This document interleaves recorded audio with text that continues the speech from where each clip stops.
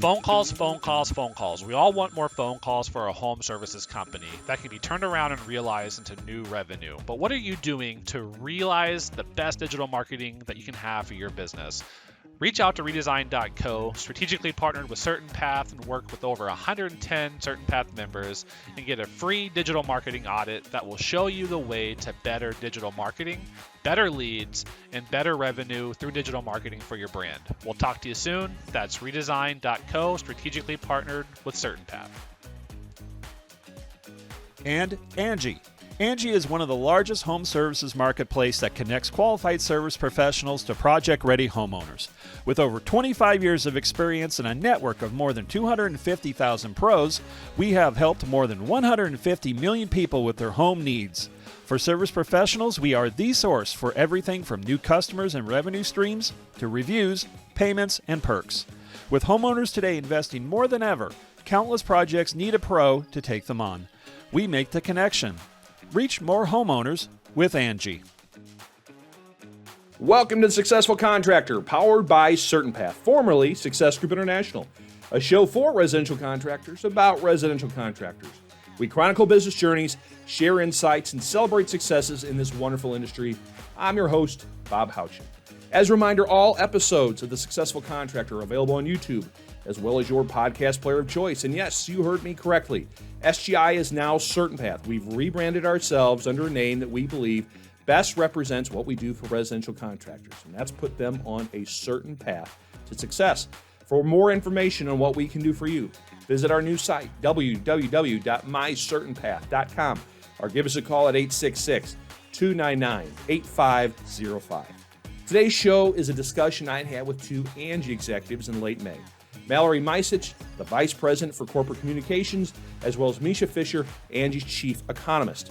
We talk about Angi, which has been connecting home service professionals with homeowners for over 25 years, but we also talk about a lot of other interesting topics, including the future of home services, economic trends, labor trends, and so much more.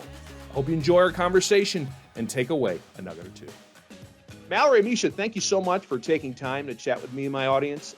For those who haven't had the pleasure of meeting you, could you share with everyone your names, who you work for, and what you do for them? Absolutely, Bob. Great. Thank you for having us. We're excited to talk with you today. My name is Mallory Micetich. I am on the corp comms team and also a home expert at Angi. I've been with Angi for 4.5 years. And to me, listeners might be thinking, what is Angi? Well, Angie's List might have been a name you knew in the past. We are now Angi, and under our kind of umbrella, you know us as Angi, Home Advisor powered by Angi, and Handy. Very good, very good. So you 4 years. Oh, I'm sorry. No, so Mallory, 4 years. What were you doing before you got into the space? I worked for an investment bank for a while, and then before that, and this is where Mischa and I had a little bit of overlap. We both worked on Capitol Hill for the House of Representatives. So you know what, I think I did see that when I was doing a little LinkedIn stalking. I forgot about that. That's fascinating. I bet you guys have some stories from those days. Oh, we have stories, but that's a different podcast. Yeah, that's a whole separate one. That's a whole series, actually. So, well, good stuff. Well, I'm really glad to have you. Mischa, I'm sorry to cut you off. Please share with everyone your background and what you do. No, that's fine. Mallory's the more interesting of the two of us by far. It's not even close. Mishca Fisher, I'm the Chief Economist at Angi. So I spent a lot of time thinking about what's going on in the labor market for trades, what's going on in the housing market, what's going on with interest rates, home sales, what's going on with remodeling, home services.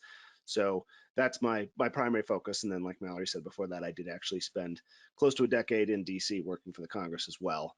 And that is definitely a different podcast. Yes.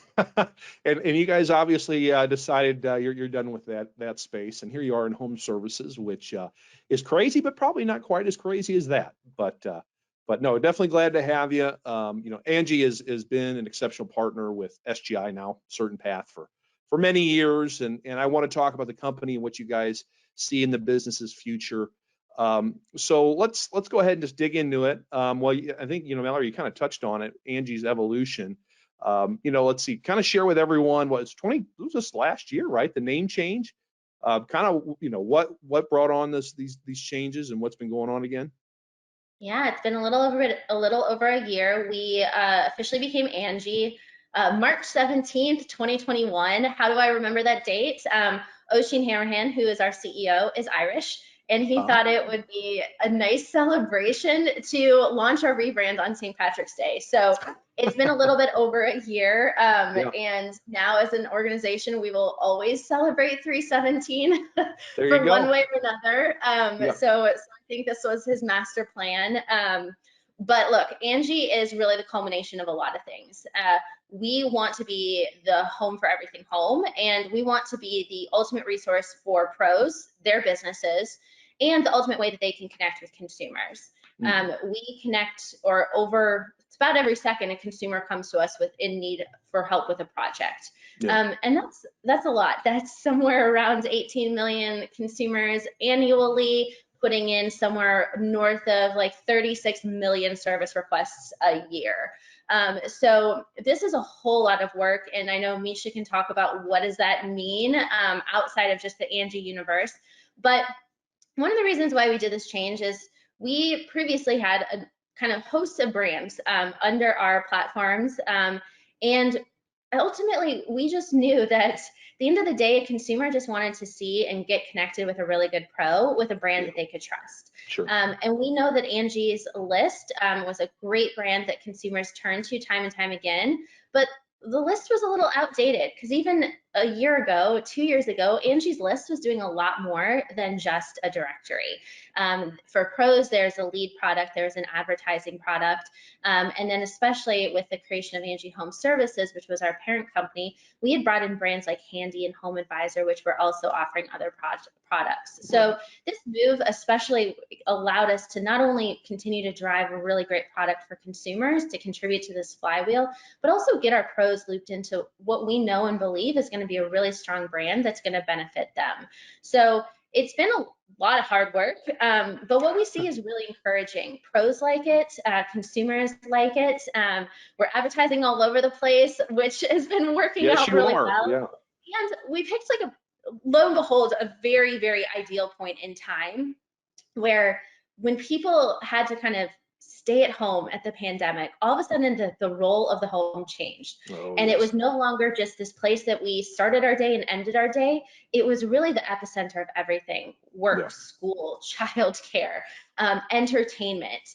And the needs of our homes changed. And, down on what we do and who we serve and what we really, our mission was. So for us, it was not only like the perfect, it was a perfect storm of all the perfect elements to come together. It was really the right time. And Mischa has some really fascinating research that he's done too about how this kind of the role of the home has changed and how that's even changed people's motivations when they're taking on and doing work. That's super helpful for contractors and pros to know too.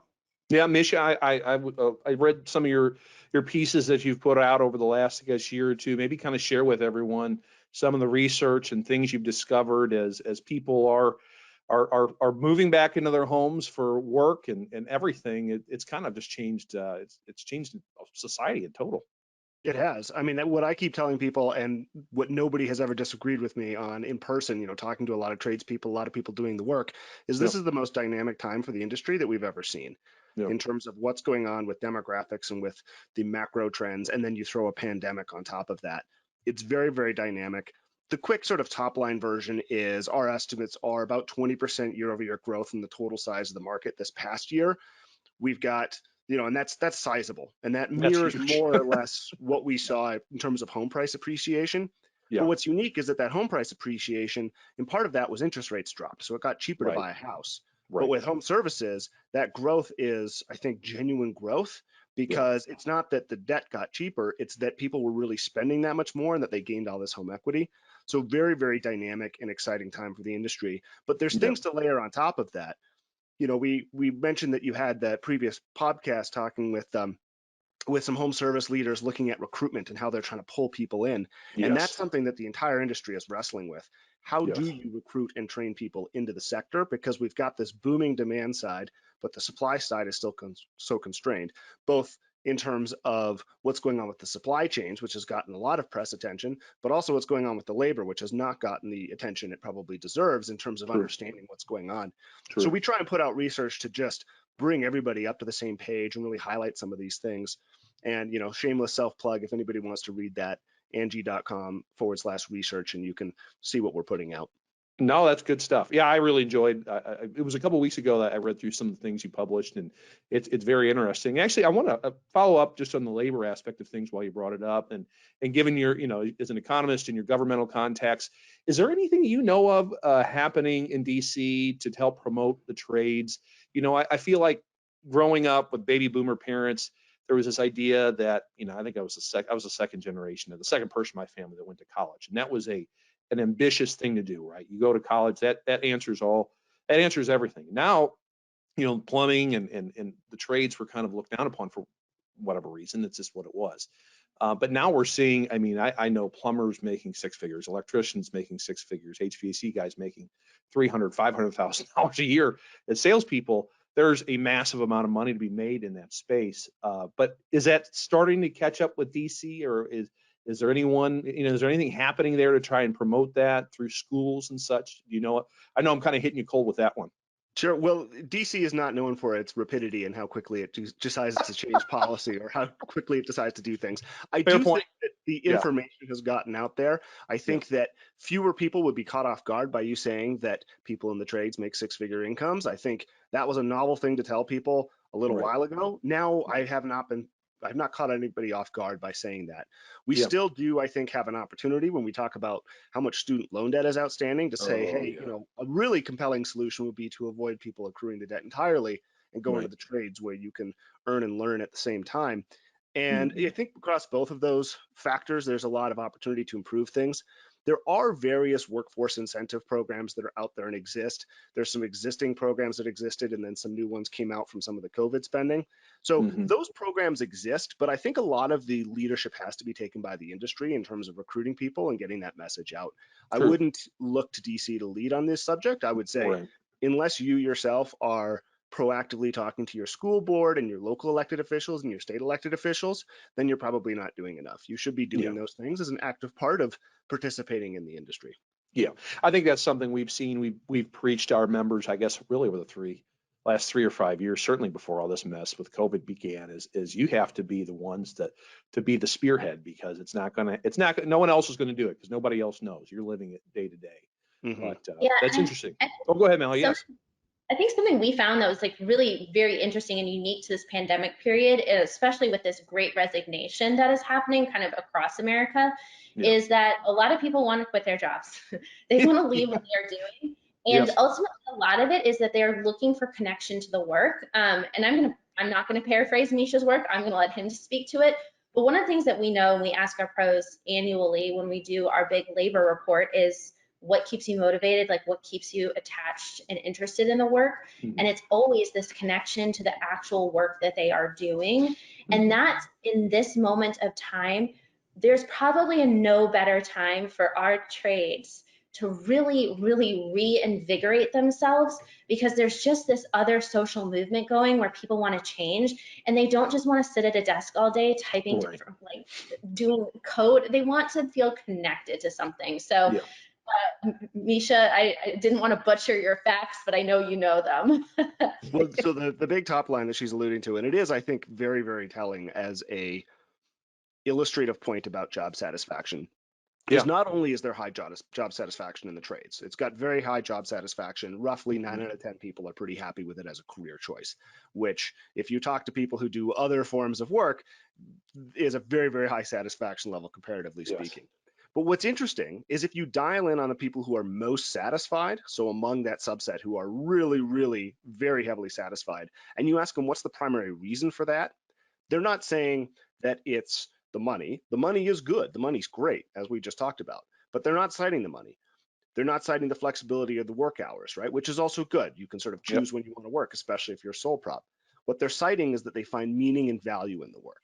And that's very, very exciting, I think, and it's very romantic for the industry to highlight. And it's exactly what Mallory was talking about in terms of when people are quitting their jobs to find something more meaningful.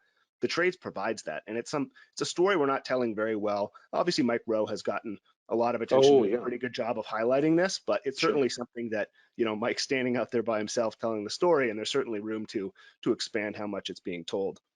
And if you talk to people who do what I do for a living, lots of us like to do trades type work on the weekends as a fun hobby.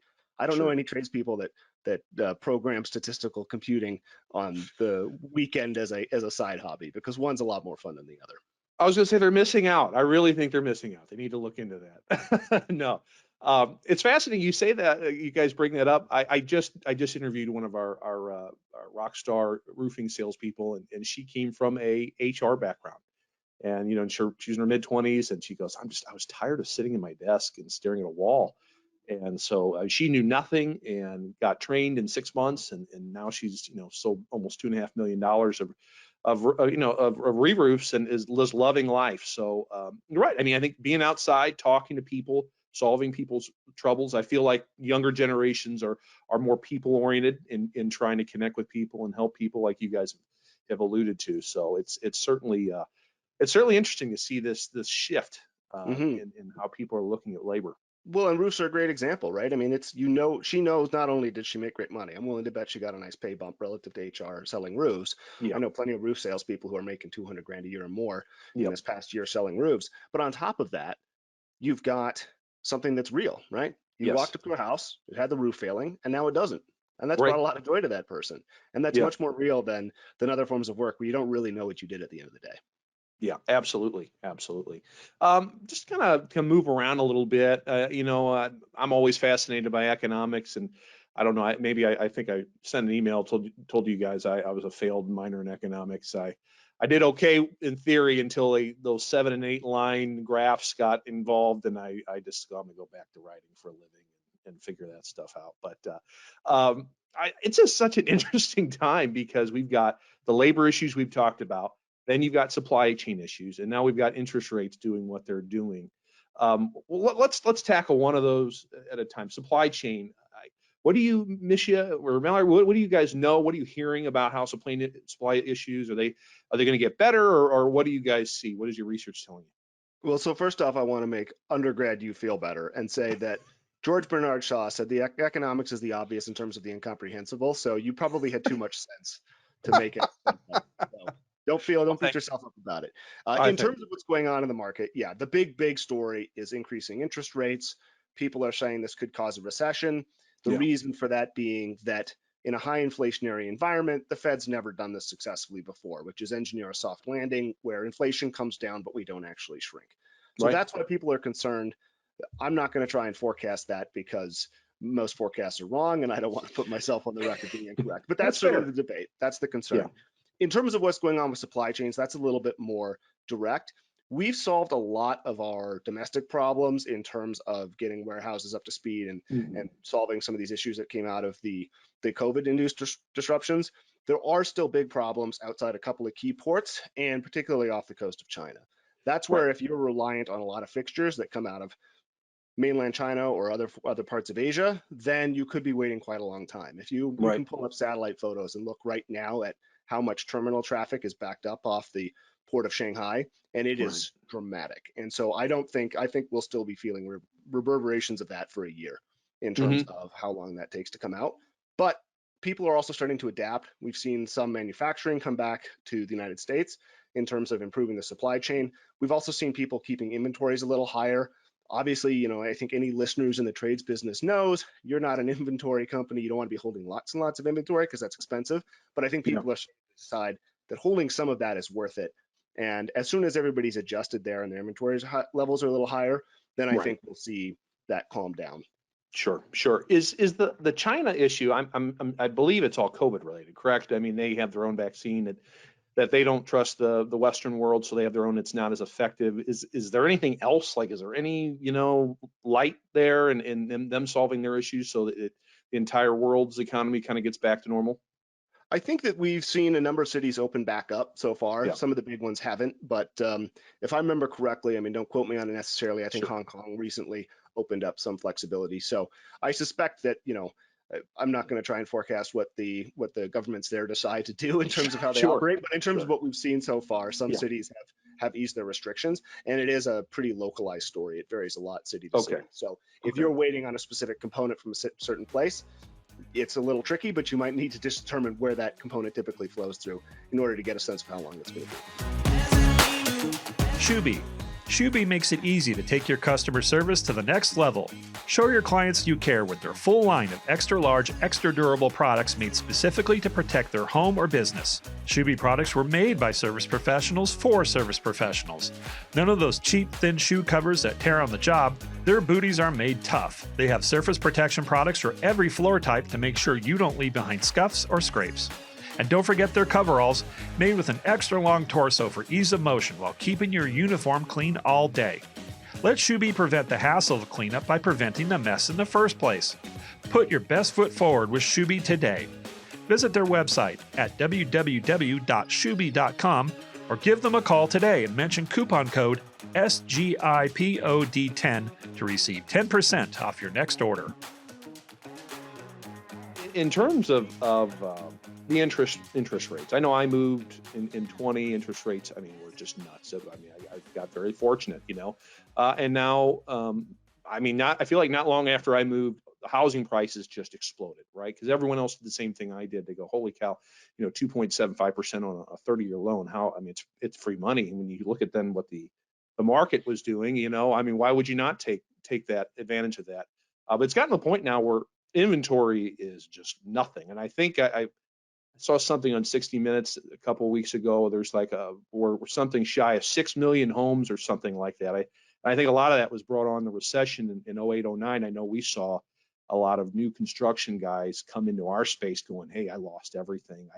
I don't want to work for a general contractor anymore. So, all these perfect things have come together to create this lack of housing. What do you, as an economist, what do you guys think is going to happen? Is the demand even just going to keep staying, even with, maybe much higher interest rates, or what do you guys think? If you throw back to your Econ 101, which I think you made it through there before dropping out, when prices go up, demand flattens out. So now we're making housing more expensive by making interest rates go up. So that is what we would expect to normalize demand. And I think we're already seeing some of that. If you check this week, the home builder sentiment was out, it's coming down. These are all things you would expect when you're making mortgages more expensive.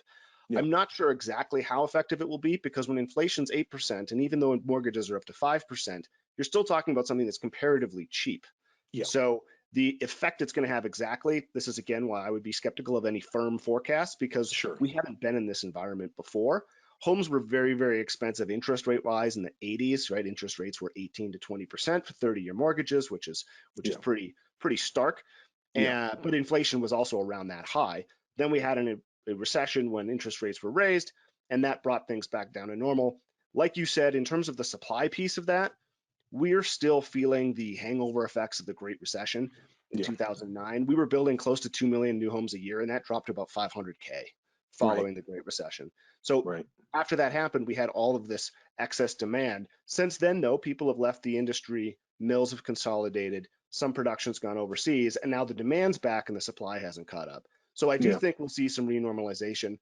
Mallory can talk about some of the things she's seen in terms of interest from consumers about this, because it's not a very good time to buy a home relative to a year ago or 2 years ago. But comparatively, houses are still an okay deal. Yeah. Please, Mallory, please chime in. Yeah, and as someone who's currently thinking about buying a home, it's rough right now. In Denver, I'm sure.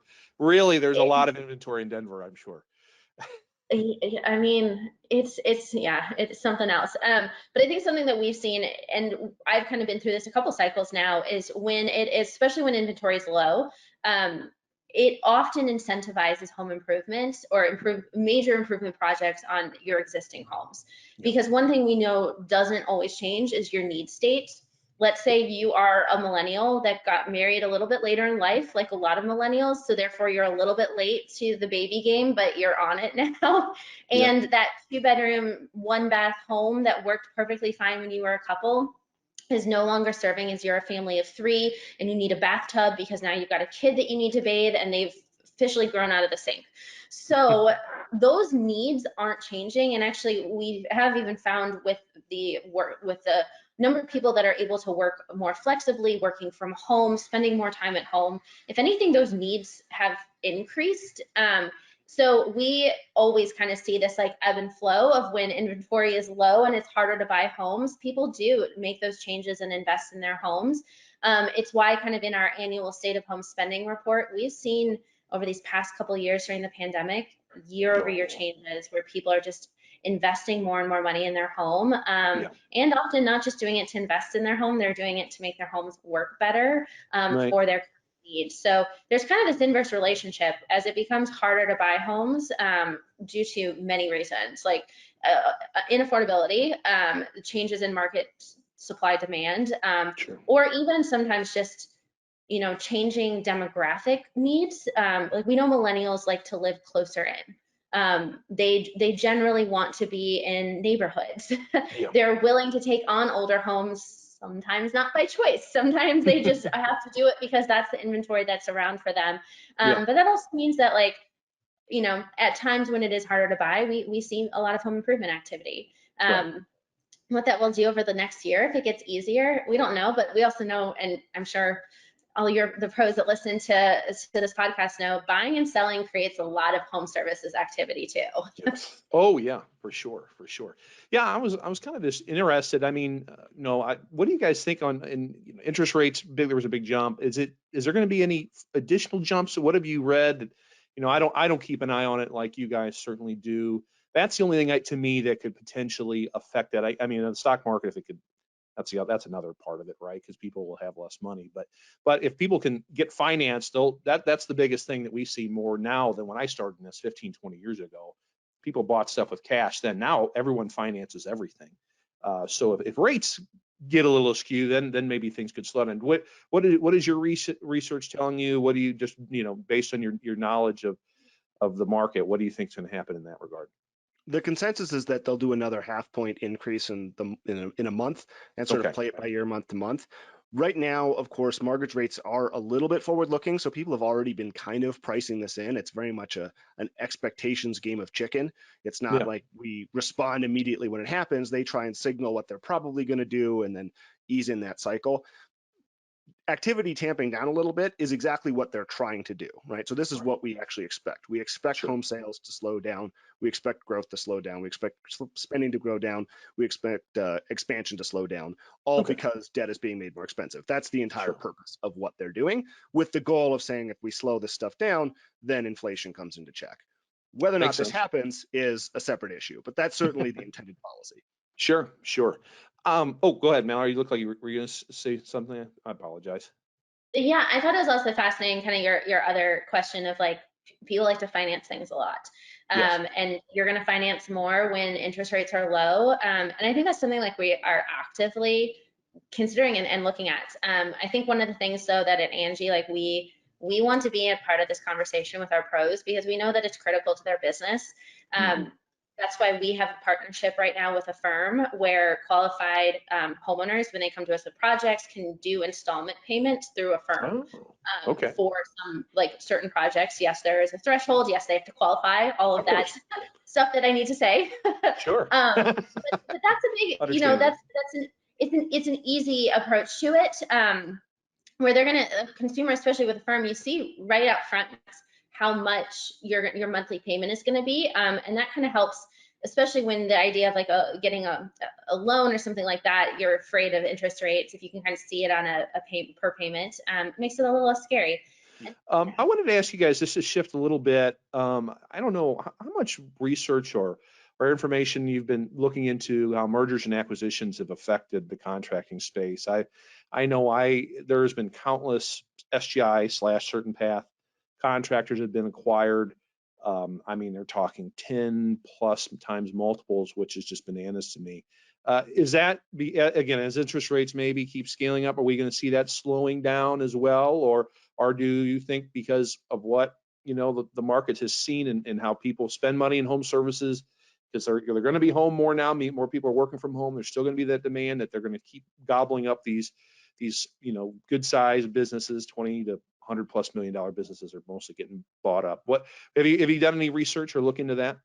We haven't put out any research on it. I think you're touching on the two correct trade-offs in terms of which forces are pushing in which direction. Yeah. There has been a lot of interest in the sector because it has been so disaggregated, because it's lots of small operators and you can roll things in.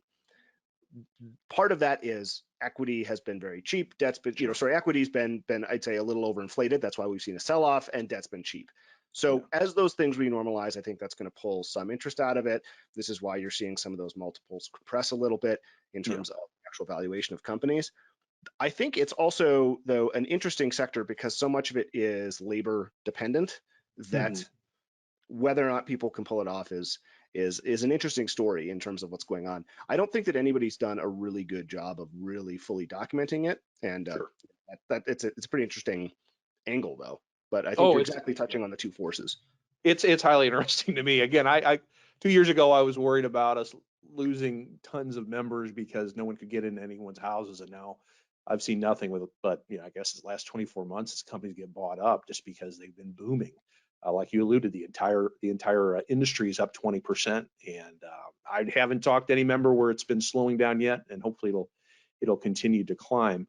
One interesting angle on top of that is the aspect of demographics. So this is the other thing that I think is shaping it, is if you look at the average age of a general contractor who's running their own business and has, like you said, 10 to 100 employees. I mean, the average age there is in the 50s to 60s now in terms of how old people are. And so people are thinking about, well, if I want my retirement nest egg, I need to sell this thing and not run the business anymore. And so there is a demographic layer that's sitting on top of those broader economic questions about how much revenue they're pushing, what are the common multiples for businesses when they're being acquired, which again are probably going to come down a little bit with the equity sell-off and with interest rates going up, but it is still another interesting layer on top of it. Yeah, for sure. No, I think it's highly interesting to me, for sure. I just to kind of circle back to Angi instead of just talking economics, which I do find it fascinating. What's Angi working on? I mean, marketing. When I first started in this, however many years ago, we used to write Yellow Page ads for people, right? And that's how we cut through the clutter because our ads were better than everyone. Now, Yellow Pages are essentially dead, right? And then digital marketing is where it's at, and using sites like Angi. So what are you guys working on to stay on the forefront, that become a player for the next decade? Yeah, I think there's a lot of things, but for us, it really kind of comes back to, are we serving the customers as well as we can? Yeah. Are we anticipating their needs? And on the flip side, are we continuing to drive quality contacts to our pros? So I think you're going to see us doubling down on quality. You're going to see us doubling down on things that serve both contractors and homeowners. I think the marketing space is very interesting. Look, we've done some tests with influencer marketing is all over the place. We've done some influencer marketing tests. We'll see if we continue to do those. Sure. We have some new creative out in field right now on TV that really drives home this connection between Angie's List and Angi, because we know that is so important. It's only been a year of Angi, but we want people to forever and ever to understand that Angie's List is now Angi. Sure. So we're going to continue to do that. But really this year is about focusing on driving quality contacts to our advertisers and our lead pros to make sure that we are delivering the best consumers to them that are in for the right job at the right time. We know, especially now, as we've seen a little softness. We've seen pros come to us a little bit more.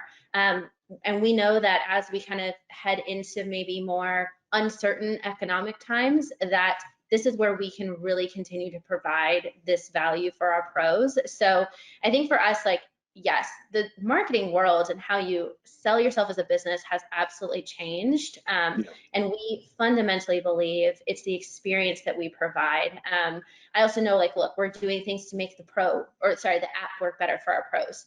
We're doing a lot of things to make the app work a lot better for our consumers too. Right. For us, this is kind of a no-brainer, because think about all those things that happen in your home. You're probably not by your computer when that happens, but you very likely have that phone in your pocket. Absolutely. And the ability to get connected with a pro, to even if it's something like you're sitting at your kitchen table with your spouse and you're like, this kitchen isn't working for us anymore. That immediate, you can find contractors, do your research all on your phone, because even if you're at a restaurant, you have your phones out.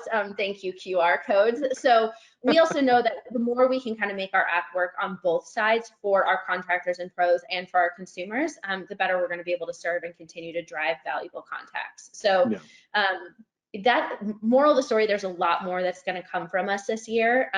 Be on the lookout, but at the end of the day, it's all about driving a good experience and really serving our pros and their businesses to the best of our ability. Absolutely. Service is king, and I feel like even nowadays it's hard to find good service. So if you can cut through the clutter to provide a great experience, people will keep coming back to you. It's funny you talked about influencer marketing. I just had a discussion with a national sales manager from Goodman, two 40, 50-year-old guys talking about TikTok and how we're moving to TikTok. And I downloaded that app, and oh my goodness, I kind of wish I didn't. So it's wild how things have changed. TikTok brags some of like the highest user engagement rates out of any platform. Last I checked, it was something like 47 minutes was the average user session. Oh my God, is it really 47 minutes? That's longer. The fact that they can hold attention of adults for that long, yes, like 47 minutes is an insane period of time. So it makes a lot of sense. Look, it's something we have a TikTok account. Follow us. We haven't gone viral yet. We'd love to go viral. But I do think that actually at the heart of all this, like take the influencers out of it. Pros have an amazing opportunity to tell their story. Contractors have an amazing opportunity to tell their story with these new forms of media that are highly visual, that just goes hand in hand with the work that they do. Our contractors are craftsmen and they have trades, and I am so passionate about this, and this format is just a place where they could thrive. Everyone loves before and afters. Everyone loves process videos. Like the videos that go viral in the home space, sometimes it's like people painting a wall or laying tile beautifully. It really has a respect for the craft and the trade that I have not seen in a really long time. So, hey, any contract, like you start small and you start building on it, but it's an easy platform. Just start videoing some of the stuff you do and put it out there. There's a huge opportunity for people to kind of self-market as well. I'm always amazed. I mean, like I said, I only started using it not that long ago, and you see small businesses on there that are really utilizing it. And I know it's just them. It's not like they've got an agency that they've paid a fortune to do this. They're just bootstrapping it. So I got to ask, are you in charge of the TikTok? Are you doing dances for Angi? You're not. They haven't asked you to start doing that yet? That was a remarkably good question. By the blush that I have going on at the moment, I have maybe done a TikTok dance or two. We do have a social media team that thankfully runs that. But yeah, there's an embarrassing dance or two out there on our TikTok that people can find. So I should loop that into the YouTube version of the interview at the I would do it. You've been too nice. Maybe. No, I like to have fun with this. So no, well, Mallory, Mischa, I really appreciate your time today. Anything you kind of just in wrapping up you'd like to share with our audience about contracting or Angi and in general? On my end, obviously, we put out research. It's freely available to everybody. Most contractors aren't big enough to go out there and hire McKinsey or Goldman Sachs to do market research for them. So we just try and produce research that is at a similar level in terms of cutting edge, empirical, quantitative, and rigorous. And it's freely available at angi.com/research. So you can go and sign up and get access to it there. In terms of the rest of the company, I'll let Mallory lead the charge on that one. Sure. Yeah, I mean, look, I think we are in a really remarkable time for home services. One of the things that Mischa's found in his reporting is that the motivation for taking on work pre-pandemic was largely return on investment, because people saw their homes as an investment. That's great. They are still an investment. But since the pandemic, for the past 2 years, we've seen the primary motivator being a desire to make their homes work better and to fit their current needs. that is a huge shift in behavior and attitude towards this, which was once an asset and just the place you slept, to now like the center of lives. And I think that's an amazing opportunity for contractors, whether it's to grow their business because we know the demand is still happening and people are still taking on work, whether it's to get more people interested in the trades themselves, which there's a massive opportunity there, or to really honestly like think about the ways in which they are supporting local communities. I don't think it's said enough that local contractors, local home services companies are literally the backbone of all of our local economies. Our homes wouldn't exist without them and the work that they do. So I think we're just at this amazing moment in time. Look, we hope the pros listening, contractors listening, research Angi, figure out how we could help them grow their businesses. But also if not, just like, yeah, I've been so excited to be working in the home space at this moment in time where the home is so important. So I guess that's what I'd love to leave your listeners with, a little bit of encouragement and like reminding them of how important the work that they do is.